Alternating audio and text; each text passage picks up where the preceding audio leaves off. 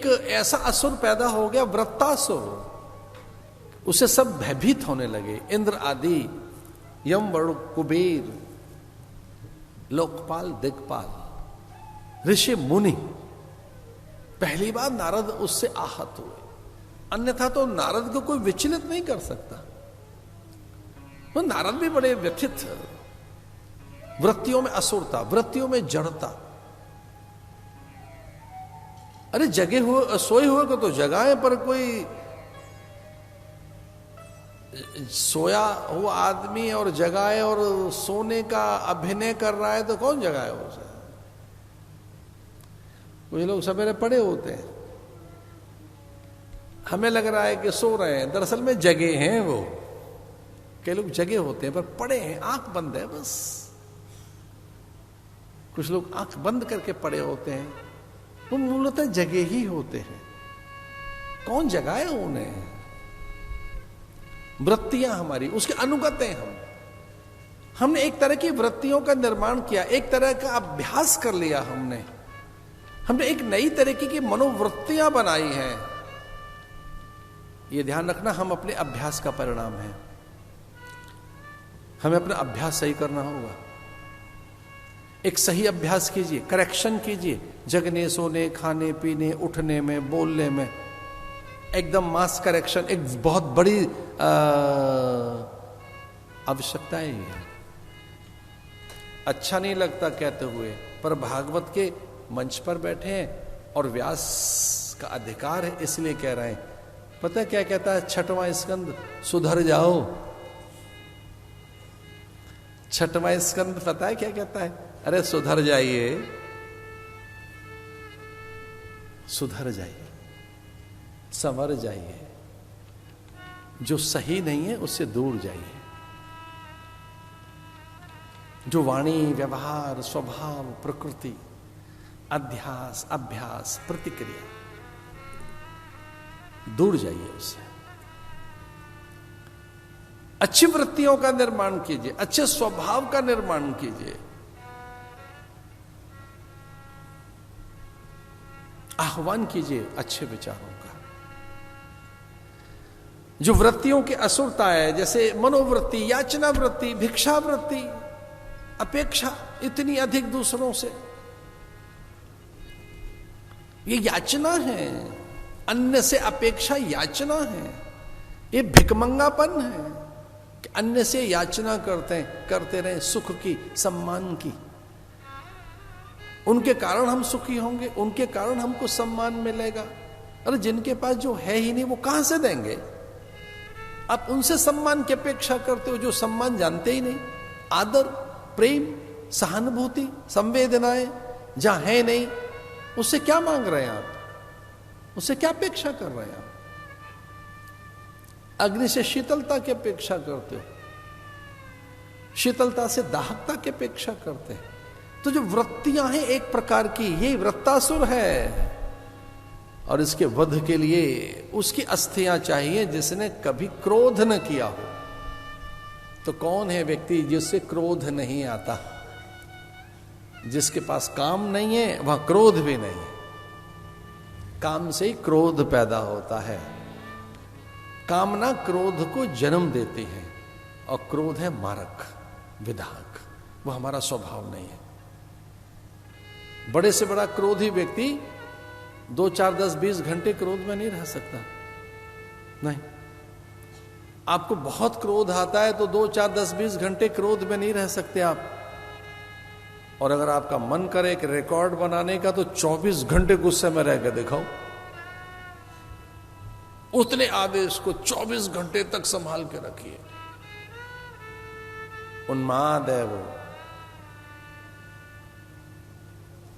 एक ऐसा आवेश है, वो एक ऐसी मारक और दाहक सत्ता है, वो एक ऐसा विष है, वो उससे बड़ा टॉक्सिन कुछ है नहीं। हमारे भीतर कोई सबसे बड़ा विष है तो क्रोध ही है। क्रोध में 24 घंटे नहीं रह सकते आप। हाँ, 24 घंटे शांत रह सकते हो, प्रेम में रह सकते हो, आनंद में रह सकते हो। 24 घंटे क्या 24 साल रह लीजिए। प्रेम में तो शांत, व्यवस्थित। इसका अर्थ वो स्वभाव नहीं है हमारा। क्रोध हमारा स्वभाव नहीं है, वो विजातीय है, हमारा नहीं है, सजातीय नहीं है। पर वो आता कब है? जब कामनाओं का अभाव होता है, जब कामना की पूर्ति नहीं होती। और कामना के अभाव में क्रोध इसलिए भी जन्म लेता है कि हमने उसका प्रबंधन नहीं किया है, अपेक्षाएं अधिक हैं। इसलिए मनोवैज्ञानिक ढंग से एक बात मैं कहना चाहूंगा और उसे बहुत हृदय से स्वीकार करना, अगर क्रोध है तो हमारा फेलियर है, ये हमारी असफलता है, ये हमारी विफलता है, ये हमारी अक्षमता है।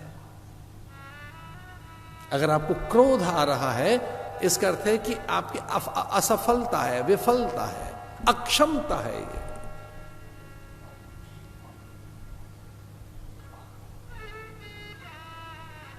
अगर आप लोगों को ब्लॉक किए बैठे हो तो ये आपका फेलियर है। कितना ब्लॉक करेंगे लोगों को?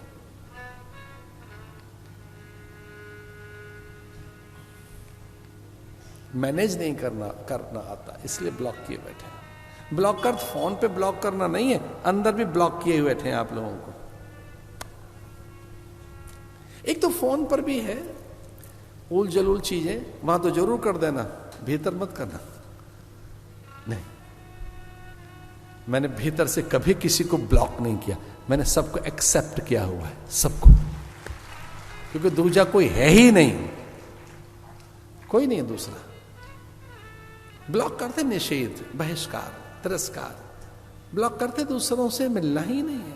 इस करते आप मैनेज नहीं कर पा रहे, आपका नियंत्रण नहीं है। तो आइए ध्यान दीजिए कि काम को नियंत्रित करना है, कामनाओं को नियंत्रित करना। सबसे पहले जहां नियंत्रण है वो कामनाएं हैं, वो वासनाएं हैं, वो अपेक्षाएं हैं। इसे कामनाएं अगर नियंत्रित हुई, आपकी अंध कामनाओं पर आपका नियंत्रण है, तो जय और विजय का मार्ग प्रशस्त होगा। अति काम का नियंत्रण करना है, कामनाओं पर नियंत्रण। इसे कामनाओं पर विराम चिन्ह लगाना सीखो, आशा और अपेक्षाओं के जगत से निकलना सीखो, क्योंकि अपेक्षाएं दुख की जननी है। ये जो बहुत आशावादिता है, अन्यों से अपेक्षाएं हैं, आशा ही परमम दुखम, इसके कुछ विपरीत अर्थ मत लगाना। होपफुल रहिए, होपलेस मत रहिए, लेकिन यह आशा का अर्थ कुछ और है, प्रत्याशा से है। तदपि न मुंचति आशा पिंडम, पुनरपि जन्म पुनरपि मरणम पुनरपि जननी जठरे शयनम। ये जो बात कही गई, करतर भिक्षा तर तरवासा तदपि न मुंचति आशा पाशा,